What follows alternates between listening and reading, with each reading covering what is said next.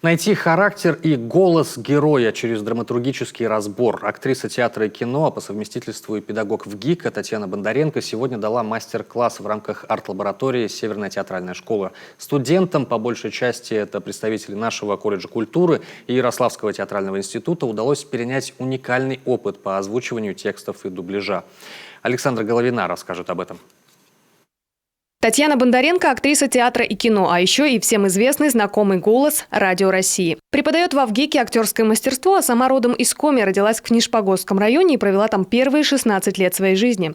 «Будем шалить» с этих слов начинает творческую встречу, но шалость – это только на первый взгляд. Серьезный и в чем-то даже кропотливый разбор произведения Гоголя. И именно этого, по словам педагога, сегодня очень не хватает современным актерам.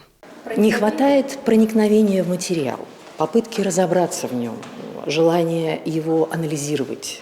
Вот это исчезает, к сожалению, из-за того, что все торопятся, из-за того, что постепенно, в советское время была очень мощная школа радиотеатра.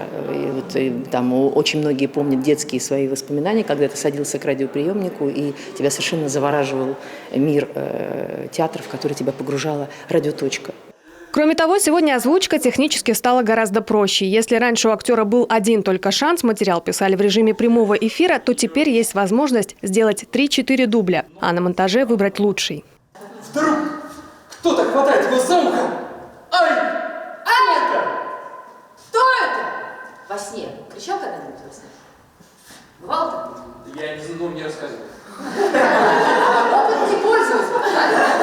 Дикция, характер, импровизация, а главное умение текст анализировать и понимать, видеть его наперед, а затем рисовать картину голосом. Природные данные вкупе со знаниями, стараниями, экспериментами и опытом. В этом и есть залог хороших озвучки и дубляжа.